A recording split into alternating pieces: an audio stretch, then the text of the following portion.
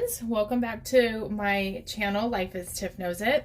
I am Tiff, or Tiffany, and I am doing a whip and chat today. I can't believe this is my 14th whip and chat that I have filmed, and yeah, I'm excited. Just a little disclaimer, I do have some home projects going on. I'm getting my deck rebuilt today. And for the rest of the week. So I might have to pause. I might have to kind of see once they get started on the construction if it's going to be too loud. So there might be some interruptions, which honestly, it'll just be a second for you. So hopefully you're doing well today or this week. It's been, I feel like a lot has happened since the last time I filmed a whip and chat. So I will go ahead and get into some topics that I wanted to talk about. Let's start with diamond painted related things. So I did finish finally my central perk. Well, not finally. Honestly, that didn't take very long. The little diamond dot central perk diamond painting. I will make sure to put in the eye a link to the post review that I did. That should have aired a couple days ago, and that was so fun. I just really felt accomplished getting a finish in, and so that I got done. Some upcoming videos that I'm planning. I would really like to do a mini series on Shop With Me, where I just go into different retail shops around the area to look at diamond paintings, because as much as I like to order online, I also like going into stores and kind of like being able to see the diamond paintings themselves and make a decision if I want that diamond painting right there and then. And there's also some options in the stores that I just don't necessarily think of with online. I've heard that Target might even be carrying diamond paintings. I'm a little curious about that. So you can look forward to keep an eye peeled for those upcoming videos that I will be hopefully filming soon, and at least scheduling. It might be a little bit before they're actually on my channel. So keep your eyes peeled for that. And I might also be doing a diamond painting 101 lingo video, because there is so much lingo involved in diamond painting. I remember when I started diamond painting, I was just kind of lost in a lot of acronyms, and it just seemed very like, I wouldn't say overwhelming, but I just felt not very comfortable with diamond painting because of all the lingo involved, and a lot of it's just so simple. And you'll learn if you're a beginning diamond painter. I'm sure that you catch on quickly, but I thought it'd be helpful for those really new beginning diamond painters out there if I just made a video about the lingo. What else? Yeah, so this project today has been a long-standing one. This is Doors of Moria by John Shannon. It is a round diamond painting from DIYmoonshop. It is a 68 by 50 centimeter project, and I'm hoping to really spend some dedicated time on this project. I keep saying that, and then I keep getting sidetracked, and even my husband is like, why don't you just spend the day diamond painting on this project? It's very easy for me to be like, oh, let me make a short, or oh, let me get sidetracked and do something else. And I think for today, my task after doing this whip and chat is to focus mostly on this. I am excited to get it done. The door frame, so the image is kind of this archway, and right now what you can see is the part of the tree. There's trees on each side. The archway I am going to be doing with AB drills like a white AB. So it should sparkle like crazy. I'm nervous and excited to get to that part because this will be my first time kind of DIYing, doing my own placement of ABs. And yeah, it should be a hopefully fun adventure, not frustrating. What kind of diamond painter are you? Do you like to kind of go rogue and put different diamonds on? Or do you just like to follow a script, like exactly what it says? I'd be curious to know. Okay, let's see. Let's do C next. 413. So what else has happened since we talked last? A lot has happened. So I guess I'll talk about last week first. So what I've been doing this summer, if you're new to my channel, by the way, if you're new and you're liking what you're seeing so far, you like diamond painting content, you like WIP and chats. WIP and chat, by the way, stands for work in progress in chat. So I'm just working on this while I chat. Please consider subscribing and hitting the bell for notifications and new videos. That just helps my channel grow. It's very exciting for me when I see that I have a new subscriber. So with that out of the way, if you're new to my channel, I have been kind of traveling back and forth this summer between where I currently live and where I grew up. And it's about an hour and 15 minutes trip.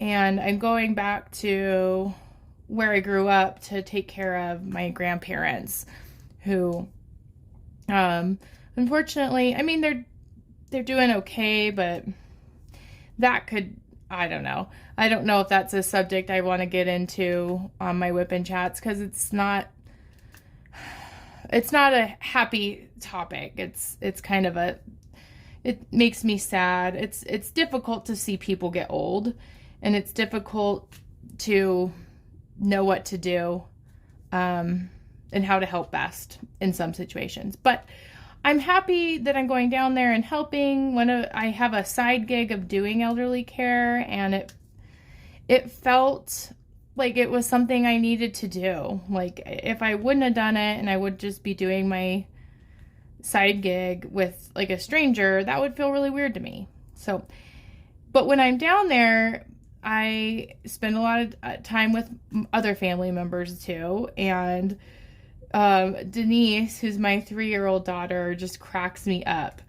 And it's so funny because right now when I'm filming this, I realized I totally used the word difficult. And that's really funny because we went shopping at a grocery store, and it's been a big power struggle between Denise and I for Denise to just get in the shopping cart, you know, sit in the front of the shopping cart. She always wants to be in a stroller.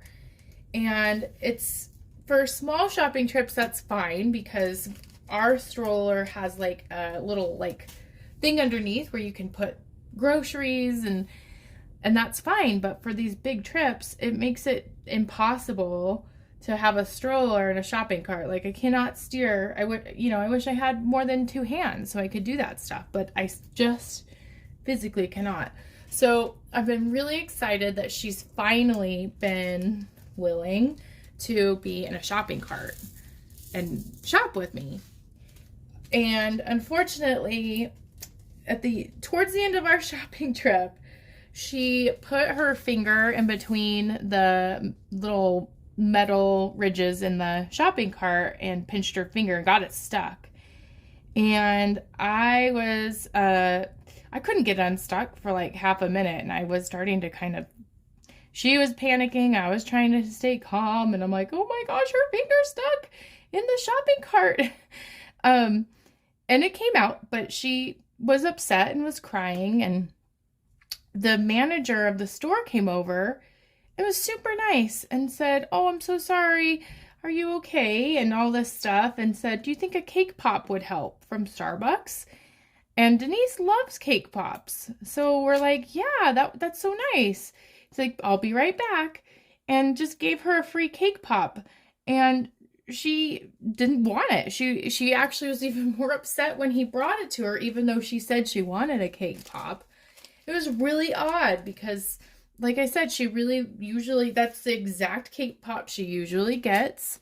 And so later in the car, I ended up eating the cake pop. It was delicious.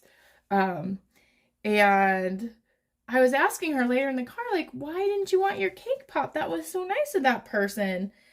And she said, she turned to my mom, who's in the back seat, and said, it was difficult for me because I didn't like him. And it was just like such an odd thing for her to say. She's 3 years old, and for her to use a word as big as difficult, it was difficult for me. It was really funny to have her reflect and have her say that in response to like this, meltdown in the store, or being upset in the store. It was difficult for me. And I was thinking, where does she learn that? And apparently it's from me, because even in this whip and chat, I'm saying it's difficult. How funny though. It's just funny what kids say and what they pick up on. I think that's just really hilarious. So I will always remember her saying how difficult it was for her. So that was kind of earlier on last week. Father's Day was this past weekend. I hope you had a good Father's Day. I know with Mother's Day and Father's Day specifically, it can be really hard for people who have had parents who have passed, or parents who maybe don't have the best relationship with, or for people who don't have the best relationship with their parents. So I'm hoping that you had an okay weekend, and Father's Day went okay for you.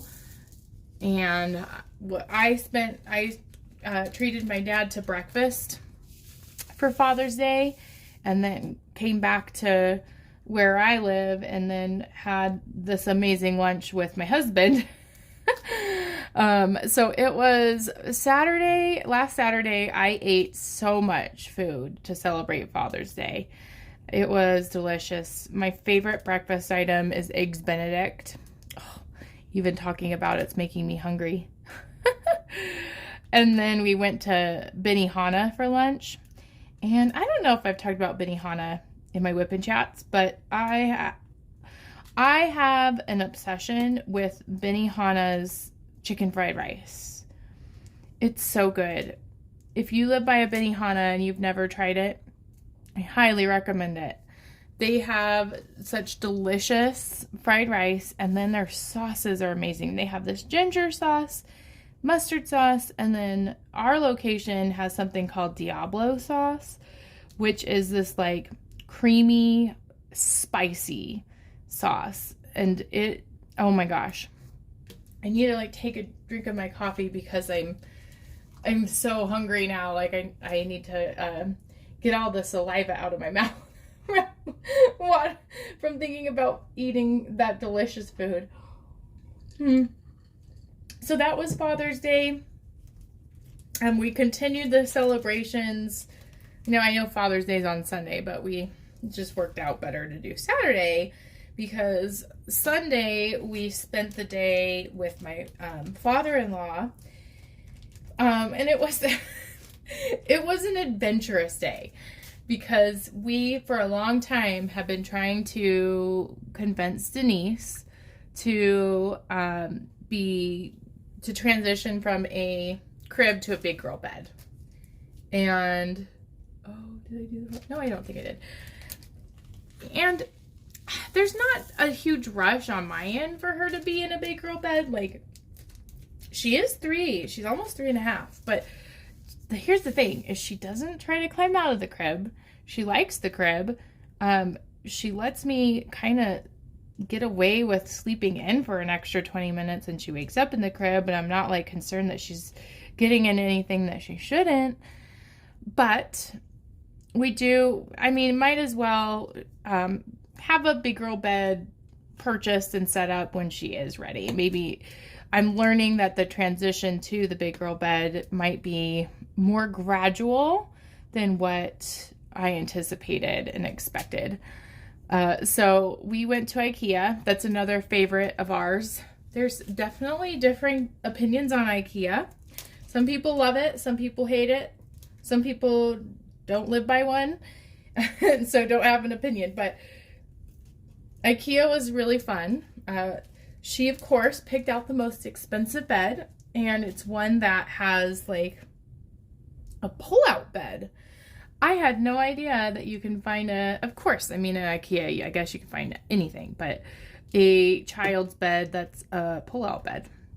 And it just sounded kind of appealing if she ever had like a little sleepover, or if we have friends over that have kids, then they can just stay up there while we kind of do a board game night or whatever. So that was cute. And before we had the trip, I know Bill's my husband, we were having a conversation about how do we do this, because if we have like a full car, we can't fold down all the seats to fit the stuff.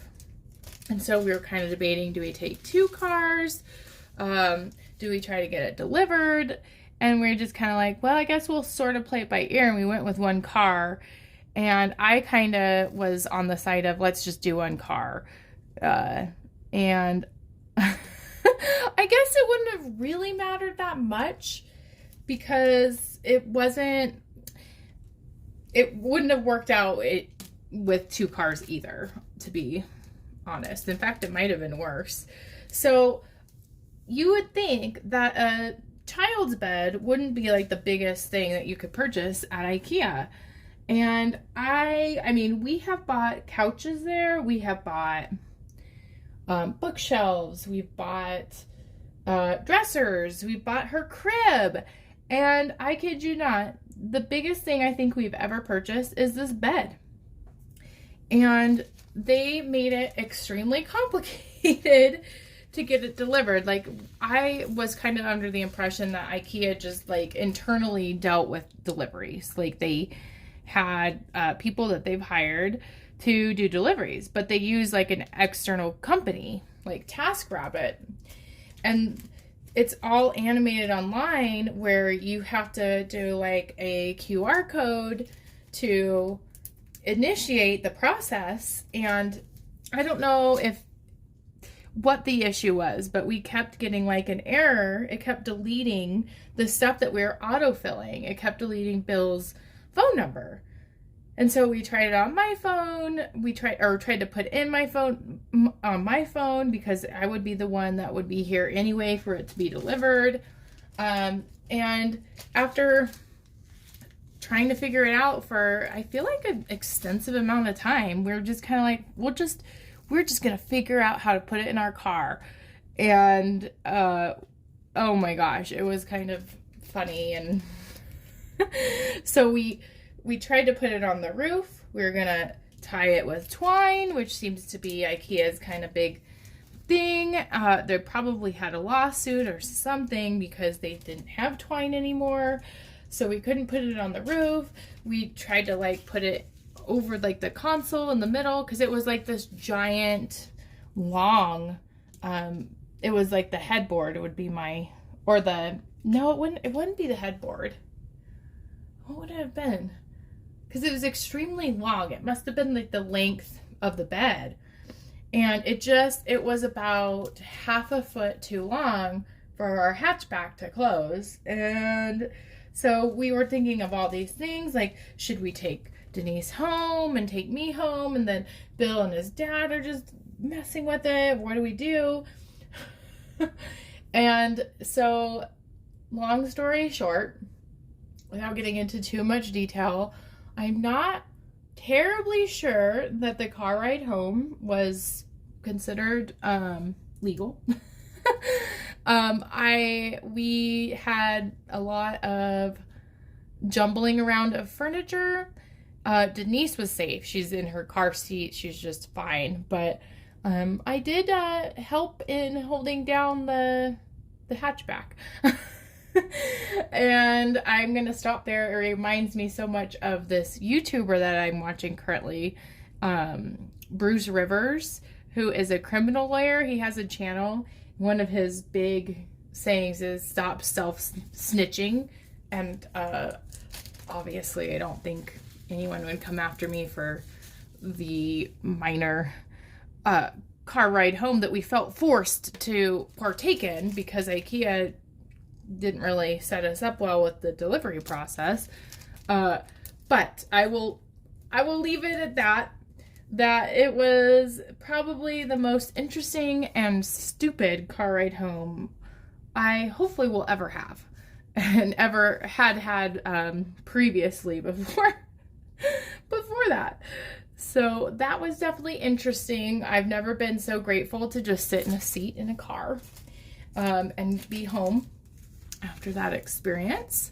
We got the big girl bed in her room and then went to a really funny play. So that was kind of what happened on Sunday. Looking back on that was really dumb of us. But that's okay. Everyone's fine. We'll never do it again. And I will say, like, Bill set up part of the bed that night. That was Sunday night. And I can't talk. I got really emotional, and it really hit me, like, randomly. Like, it was this moment of watching my husband building her big girl bed and her, like, handing him, like, little screws to put in, and her being so excited. And it was one of those, like, really defining, like, emotional moments for me to see that my little baby isn't a baby anymore. And, you know, it's just, like, kind of that cliche moment. And it makes it kind of funny looking back at it, because I thought she wants to sleep in her big girl bed, and we're trying to get her to stop with the pacifiers, and, like, this is actually happening. And then as soon as I got emotional, I mean, it was kind of like this, I was emotional, and then this, I stopped, because she's like, she's in her big girl bed, and then decided, I want to sleep in my crib tonight. So after all of that, she, she wanted what was comfortable to her, and that's fine. Like I said, there's not really a rush on my end. It works. I'm getting sleep. She's getting sleep. But when she's ready, it's there. So that was that. Oh, I guess I can open up another section here. Good. Okay. So that was the IKEA experience. What else happened? So every Monday during the summer, I kind of dedicated Mondays to doing an adventure with Denise and I, where we just do fun things. And so far we've swam, we've done just lots of stuff. Let's see. Hopefully I can peel this back without that coming up. Did I actually cut through this? It's difficult to find oh my gosh, I'm saying it all the time. It's funny how you just don't realize things about yourself until you're filming. This, for our adventure on Monday, it was just weird.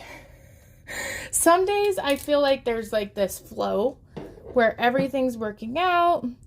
I know I've kind of touched on this in past videos about kind of like this idea that really good days, for me anyway, are when I'm not really expecting much and things just go really well. Like, I don't have an expectation, I can just be kind of spontaneous. Let me try to adjust this. I feel like it's kind of crooked. Every time I film, I'm like, is this crooked? There, hopefully that's not too crooked for you. But yesterday was just kind of weird. So we started our adventure by, I've been trying to just go to different parks with her, kind of around, get kind of a mix from our traditional playgrounds that I think she's kind of getting bored of because she goes to all the time. We went to this really beautiful park. It had this amazing green belt. You could see like the mountains in the background, and like this kind of smaller skyline of like, not like Denver, but just kind of a suburb of Denver where there's like these buildings.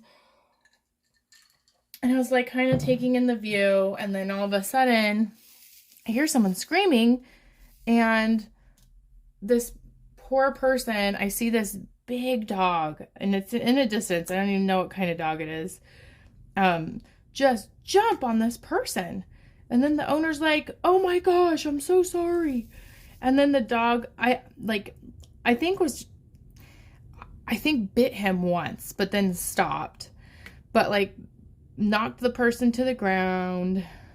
And then the person then tried to get up and go after his own dog. So there's two dogs. There's a small dog and a big dog. Little dog got away when the owner fell down. And it was just like, it was at such a distance, like it didn't really make sense for me to go. I was almost like, should we go over there and ask if he's okay? But Denise was still in the car. I'm trying to get her out of the car. I'm going to the park. And I don't know. It was just like kind of a really weird start to the day. Now, thankfully, I watched and made sure that guy was okay. He got up. He seemed fine. He seemed mad and annoyed, which makes sense, right?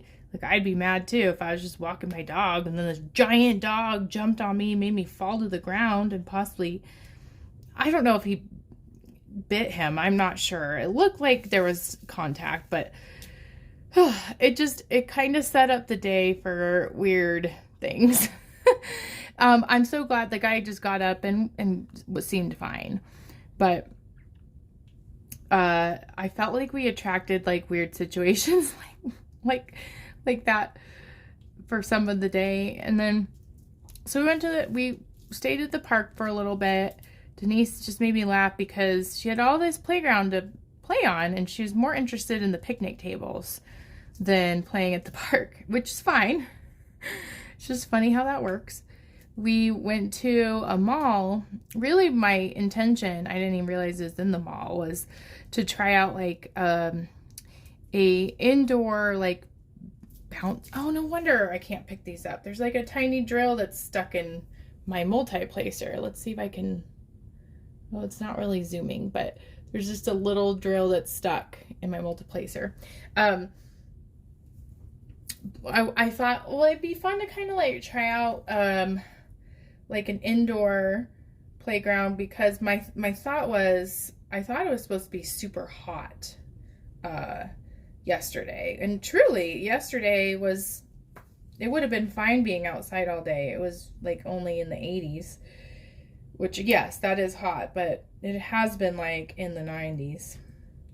So I thought, let's go to this inside play place. And I couldn't find it. It kept like taking me, I thought it was taking me in circles, and I'm like, what the heck? I can't find this place. And it's because it was in the mall. I kept like going, it kept taking me to the mall, but because I didn't know it was in it, I was like, and it didn't have like a sign on the exterior of the building either. It's like, what the heck? I can't figure this out. So we finally figured it out. We go in the mall, and then sometimes Denise just has not good behavior. She thinks it's really funny to run away from me. She thinks it's a game. And I'm trying to like find that balance between not giving her the attention and overreacting, but also like not allowing her to be in a dangerous situation where she's running into someone or, So anyway, we finally make it to the play area. I almost took her home because she was being naughty. And I felt like, oh, it's like I'm rewarding this behavior, but we're already here. So she had a lot of fun in there. I didn't realize, I thought, oh, she'll just hang out in the toddler area because she seems like on playgrounds, She doesn't seem interested in the really big slides. She's kind of like little weary of them, little fearful. But in this place, there are all these like bounce houses with like inflatable slides and stuff. And she just was extremely adventurous, which I was proud of her for. I was actually really impressed. But when the bigger kids were around, it kind of made my nervousness go up because, you know, like 10-year-olds playing with a 3-year-old in a bounce house where, yeah, I don't think she could get majorly hurt, but I certainly don't want to find out. I also noticed that a lot of the kids were really sniffly. And so there were like these cars that you could get into, and you just share a lot of items. You share items, you share toys, you share the area. And I was thinking, wow, this is like a petri dish of germs. Like, this is worse than a school. And it's all inside. So, you know, I think I feel a little bit better about stuff when I'm outside. And I'm thinking, well, at least, you know, if she gets sick, we have the summer. It's not like I'm going to be missing work or anything like that. It's just going to be kind of a pain. And then I thought, you know what? It's going to be fine. She's going to play. And then there's a big thing of disinfectant. And on the way out, we'll just put, or hand sanitizer. We'll just put hand sanitizer all over her hands. And I'm like, she probably won't get it in her mouth or anything. And then right when I'm thinking that, I look up. She has her hand in front of her face and then just licks her whole hand. And then she looks at me and goes, that tastes good. I'm like, Denise, don't lick your hand. And right when I said that, and she saw how, like, the reaction she got from me, she started doing it more. So, it's probably not an if, it's a when she gets sick. I will know exactly why and when that happened. I can't believe she kept licking her hand right when I thought that she'll be fine, and then just licking her hand. She's never done that before that I've noticed. So I don't know. It's kind of like she knows how to trigger me, and I don't even have to say anything. What else is going on? I have been reflecting on these 2 days that I have to myself. I'm wondering, like, every time I go and do something fun with Denise, I kind of like wish I could have the fun too. Like, especially with places with water slides. I love water slides, and Bill's not a huge fan of water slides, and Denise isn't old enough to go on like the really fun ones. And I was kind of joking with myself, but now I think I'm kind of like serious about it. I'm wondering if, you know, sometimes I kind of feel like if I don't have enough to do, I start thinking too much, and I think I feel guilty. I might just embrace that I have a couple days to myself and go to like a water park by myself, because that way I can kind of like get the feel of what the water park is like. I'm having a blast, and you know, I'm not like trying to force Bill to go with me on something that he's not a huge fan of. Like, why not just go by myself? Why not? So I might go on that might be the way I do self-care. Spending a day just going down water slides by myself. And when Denise is older, then I'll know exactly where to take her, you know? So, and what slides are the best? Some home updates. I know last week I talked about the sprinklers and kind of adulting and all that stuff.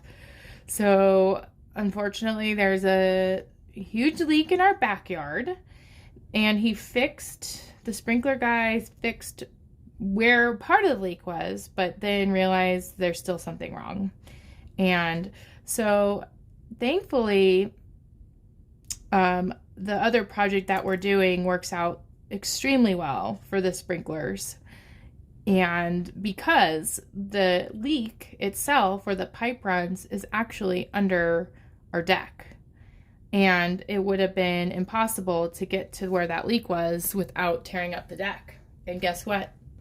the deck is torn up. And we're not going to be replacing that part of the deck. We're actually going to have a smaller deck. So thankfully, like, how often does that stuff work out like that? Now the decision that I need to make is what to do with that extra space in the yard. I really let the backyard kind of go because of the sprinklers. Like, I don't know. This could totally be a first world problem, but it's hard to be consistent with hand watering, especially when, like, I'm not at home sometimes and I'm relying on someone else doing it, or like life just happens. So I'm wondering if the best thing to do is kind of start fresh with the backyard and put in some sod, or do I even really want to deal with all these sprinkler problems and maybe do like some landscaping where I don't need to water? I don't know. Any ideas I am absolutely welcome to for like landscaping and what works best that's low maintenance. Because there's now, I'll tell you one last thing. This whip and chat's a little bit long this week because I had so much to talk about. One thing that I did this weekend and kind of preparing for company, like my father-in-law coming over, is vacuuming. And I've noticed that we've had this vacuum for such a long time. Like, man, I remember buying it when I was in my first apartment, and it's worked okay, but the suction isn't good on it. And then sometimes you just like need to use common sense and just look at your vacuum machine. I realized it's on the lowest suction setting. Like, it had all these settings up to 5 and it was on a 1. So I turned it up to a 3. And I was vacuuming our carpet, and we have varying levels of newness in our carpet, if that makes sense. So the carpet, like in our basement, was just put in. When we moved in, we put carpet in 2 of the rooms, and then the other carpet, the remaining carpet that's in like the hallway and our stairs and in one of the main like living room areas, is very old, very old.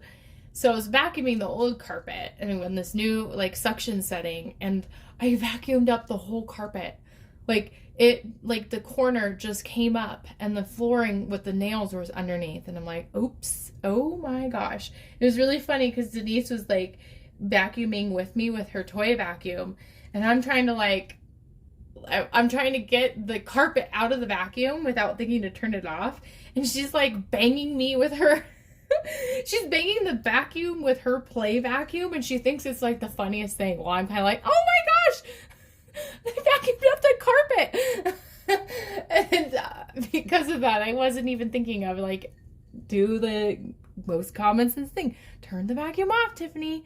But anyway, it was a funny moment. But now I have like these other projects, like, we weren't going to do the carpet until maybe next year or the year after when Denise is a little older.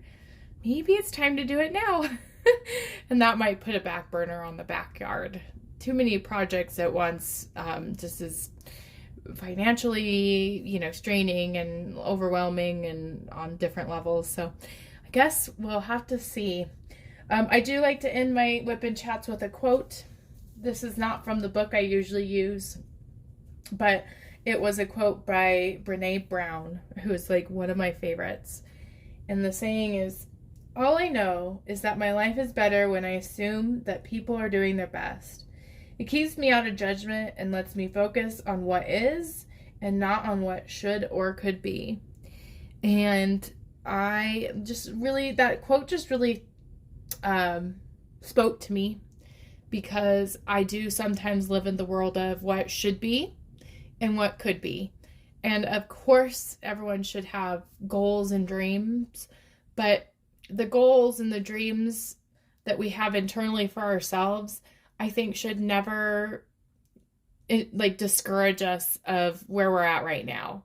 And I'm just so very grateful where I'm at right now, being able to do videos, being able to diamond paint and do things that I enjoy, and being able to just share those moments with my family of getting a big girl bed and having crazy adventures on the way home from Ikea and those little things. And so I hope that you're able to also look at your life and see what you feel grateful for.